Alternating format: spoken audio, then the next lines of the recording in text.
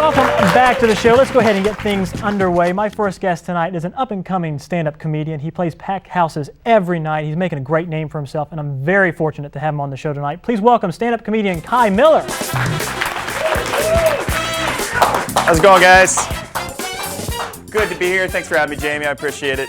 My name is Kai. You might have heard Jamie say that a second ago. I'm already aware that that's an unusual name. I was checking in my hotel last night. Cute little girl across the counter talking to me. She's like, "Your name's Kai? How do you spell that?" It's like, "Well, sweetheart, just like it sounds, K-Y." Yeah. She's like, "Oh, that's nice. Is that Hawaiian?" It's like, "No, actually, it's petroleum. Thanks for asking." It's a tough name. See, normally people are named for where they're conceived, like Meadow or Brooke or my cousin Lexus. Yeah. Big back seat, folks. All right. Been on the road a while. I like being on the road, you know. I hear some crazy stuff on the radio. Heard recently that they were advertising a sale on eye surgery. Holy crap. I know we are in a recession, but a sale? It was like no money down, get an eye free. We are doing BOGO prices on laser eye surgery. I don't know about that. No, there are two things in this world I would pay full price for. One of those things would be prostitution. Yeah. The other one, yeah, laser eye surgery. I don't know. See, if you're going to be doing discounts, you're going to be left with disfigurement and disappointment. That's something I don't want to mess with. No, I don't want to be handing out pencils is all I'm getting at. It's crazy. But I do like to travel around. I like to watch TV a lot. I saw recently, I was watching a show with my mother, and she was telling me that she feels bad for today's society because they don't have anyone to look up to. There's no positive role models. What are you talking about? She's like, "Well, when you were a kid, you had Mr. Rogers." Mom, you couldn't be farther from the truth. Mr. Rogers was like 55 and creepy. He lived by himself. He played with trains, puppets, and imaginary friends. One thing he was missing was like a van with dark tinted windows and a handful of gummy bears. Yeah. Would you like to be my neighbor? Not unless you've registered. No, thank you. Screwing around. But I do gamble. I don't drink much, but I'm a gambler. That's my go-to. And back in Columbus, Ohio, where I'm from, I play the Super Lotto. That's real popular. What I like about the lottery is it lets you know who your friends are, right? Because hypothetically, we're never going to win. And we're never going to know someone else that's going to win, right? But we still all play. So what I like about it is asking people what they do with the money because it lets you know where they stand. Talking to my brother the other day, I said, "What would you do?" He's like, "I'd help mom and dad build a new house." No, that's what nursing homes are for, all right? You'd be halfway to Puerto Rico and digging yourself out of debt by the time the check cleared. Let's be honest. Take me, for instance. I go down High Street, the main road that goes through Columbus, get a bunch of homeless people, take them back to my house, put them in a suit of armor, play chess in my front yard. Yeah? It's kind of original.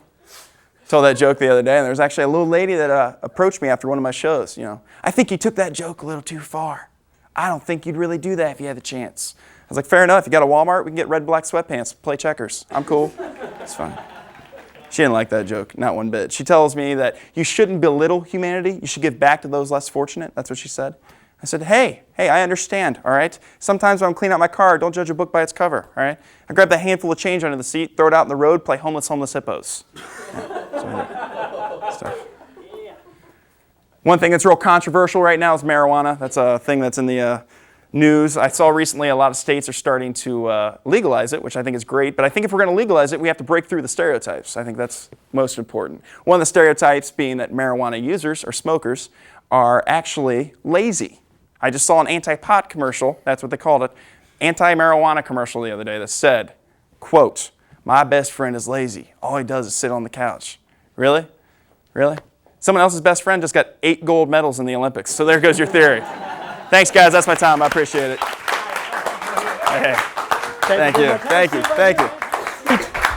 Very good. Now, you and I actually we have something in common, and no, it's not being funny because you're funnier than I am. Oh. No, it's paying full price for a prostitute. Yes, actually, I fall this, into that. I do the same I'm actually thing just too. Really happy I'm not responsible for Courtney's baby. We're not sure. That was a relief. We're not sure yet. That's our stagehand Patrick Webb has his hand up for that. It's good. Good set. Very good. Thank you for coming on the show. Thanks so really much. appreciate this. No, it's nice. I'm glad to be here. Marshall's a lovely little community. I appreciate that. Thank you very much. Now, how long have you been doing stand-up comedy? I've actually been on the road now about 5 years.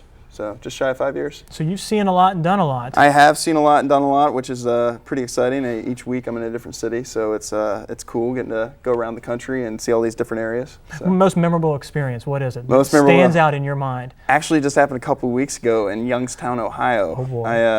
I got to the club, and they were giving me directions to the condo. Normally, when you think condo, you're thinking timeshare, palm trees, sandy beaches. Not the case. No, this was more like crystal meth timeshare. Like it was in the ghetto, just horrible. Like the directions, I'm not making this up. The directions were: go out back to the club, make a left. When you see the trailer park, make another left. When you see the Winnebago, you're behind the fence, behind that fence. So with your directions, we could probably find where you were a few weeks ago. The disturbing part was when I got to the condo, I get out of my car and there's a girl standing there who yells and runs off into the dark.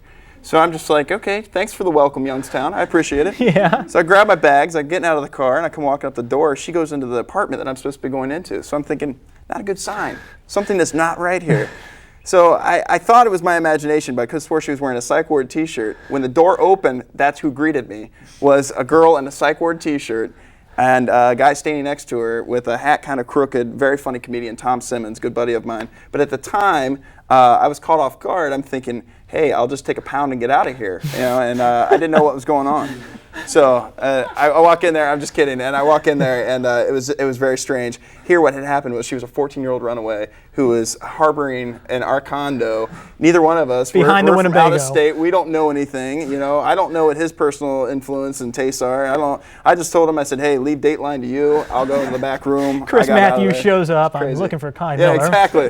Right. I don't have the orange juice or the backpack with all the toys. I'm sorry, that wasn't me. So it was very strange. Where do you get your comedy from? Because you can't make this stuff up. This really No, happened. this How do you this draw true your stories. comedy? I think I was destined by the gods, to be honest with you, because I have had a lot of situations on the road that people do not believe me in common conversation, casual conversation. But when they see the stories or when they have someone else to validate it, they're just like, you lead a strange life. That's what I get told all the time. So I was born on April Fool's, so I kind of feel like I was kind of pushed into the industry. Into that industry. So it kind of worked So what's out. the biggest venue that you've played, though? The biggest venue, I've done a few conventions. Say Huntington. Say Huntington. Huntington There is you a go. huge venue with their outdoor escalators. I always use them in the rain, and they're a great little club. I really enjoy those. But Huntington is huge. But however, my largest crowd that I've played for is 4,000. So Really? that was kind of intense. You get so to nervous say. and anxious, or you like, man, I'm ready to go? You go out there and just knock I it don't down. usually get too nervous anymore. I used to. I think that was the one thing that kind of set me apart early on. Was I was very casual. I'm very much myself on stage as I am off stage. So it was very easy for me to kind of just walk up there and this is my goofy take on life. And do your thing. Yeah, it's fun. We've got a question we asked all the comedians. Sure. Do you hate Aaron Michael Fox? I really don't feel that I should share my airtime. I don't know why you would even ask me that, to be honest with you. So Yeah, that- I'm just glad he took off the Sideshow Bob. That's what I'm really happy about. to be That goes honest. under the yes, I hate Aaron Michael Fox. I'm kidding. Yeah, that would go. No, I'm kidding. He's a nice guy. So, I mean, you play a lot of different places. What do you look Yes. for when you go somewhere? One thing I look for is usually women that are of age. That's Youngstown didn't offer that, obviously. Another thing that I look for is a Chipotle, maybe a Jimmy John's. I like to eat a lot of food. Got to stay in shape. I'm a gamer, so I got to keep my physical appearance in top notch.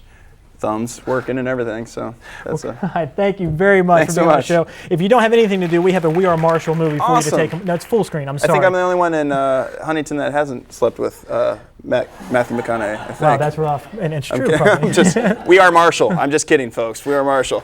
Kai Thanks, Miller, Jamie. everyone. Appreciate it. We'll be right back with music from Thank you. information. Thanks, Don't go guys. anywhere. That's horrible.